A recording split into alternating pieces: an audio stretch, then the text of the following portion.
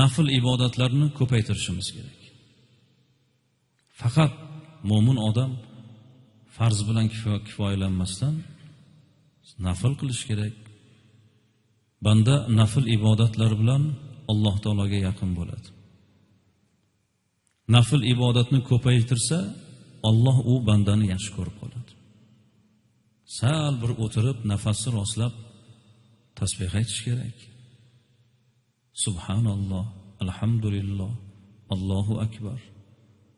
Salomni beradi, o'rnidan turib, odamlarning yelkasini bosib chiqib ketaveradi.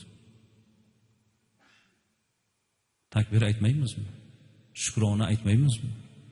Sal nafasimizni rostlab ibodatimizga ibodat qo'shish bu fazilat emasmi bizga? Jamoani orasida o'tirib olib zikr qilish rohat emasmi? Kimki jamoa orasida, Alloh taolo hadisi qudsiyda marhamat qiladi.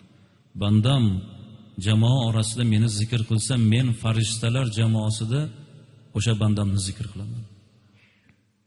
Kim yolg'iz zikr qilsa, men yolg'iz zikr qilaman. Bizni zikrimiz, bizni madhimiz farishtalar jamoasini orasida bo'lishligi bizni qiziqtirmaydimi?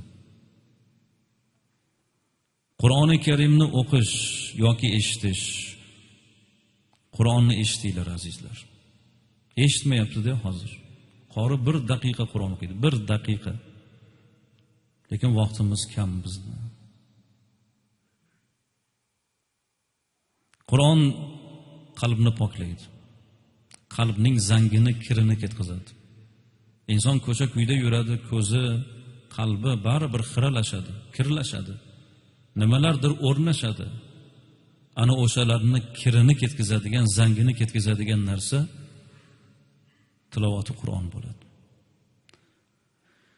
Sarvari koinot Imomi Bayhaqiy rivoyati bilan aytadilar: bu qalblar ham xuddi temir suv tekkanda zanglagani kabi zanglaydi.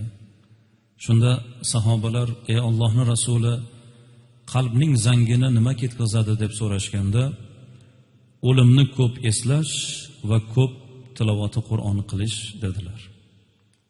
O'limni eslash va tilovati Qur'on qalbimizni poklaydi, qalbimizni kirini, zangini, g'uborini ketkazadi azizlar. Ilm o'rganish, ilm eshitish. Mana shunaqa bir suhbatlarda bo'lsangiz, boshqacha bo'lib chiqasiz u suhbatdan. Ajoyib bir ruhiy bir yengillik bilan chiqasiz. Va shu bilan birgalikda ko'proq kitob o'qinglar azizlar. Hozir juda ko'p manbalar chiqib ketdi, tarjimalari yetarli darajada. Bir akamiz aytadilar, Rabiul Avval oyida, Mavlidi Sharif oyida Tarixi Muhammadiy asari bor kitobi. Shu kitobni oila davrasida o'qidik. 11 yosh qizim, Ruqayya degan qizim o'qidi, hammamiz eshitdik. Kerakli joyda to'xtatib qo'yib, men tushunmagan joyda izoh beraman, tushuncha beraman. Shu kitobni o'qidik, oxirigacha yetkazdik. Farzandlarim ancha ma'lumotli bo'ldi, bilmaganlarini bildi. O'qib bo'lib duo qildik, savobi yetsin deb ulug'larni eslab. Ertasi kuni namozdan keyin, bomdoddan keyin qizim yig'idan o'zini bosolmaydi. Onasi: "Ha, bolam, hech o'zini bosolmaydi. Tush ko'ribdilar, 11 yosh qizcha." Shuda endi kitob o'qigan odam o'sha kitobning ichidagi voqea bilan yashaydi-da. Rasulullohning siyrati, hayotini o'qigandan keyin o'sha hayotga kirib ketganda u qiz ham tushida eski Rasulullohning xaroba kulbalarini, osonasini supurayotganmish haligi qizcha. O'tayotganlar ham xuddi o'sha kitobda o'qigan odamlar, suratidagi odamlar, albatta sahobiylar. O'tib ketayotib Rasulullohning qizlari deb o'tib ketishayotganmish. Qizim shu tushni ko'rib yig'idan o'zini bosolmaydi, qora aka dedi. Keyin qizimga aytdim: "Shunday. Seni isming Ruqayya qizim, Rasulullohning qizisan sen. Mana kitobning fazilati. Mana kitobning ta'siri, fayzi, barakoti azizlar." Nafsni tarbiyalashning yana bir chorasi nafsimizni xohish istaklariga zid ishni qilishligimiz. Inson nimani xohlamaydi? Odamni o'ziga qo'yib bersangiz, oho, nimalarni xohlamaydi inson?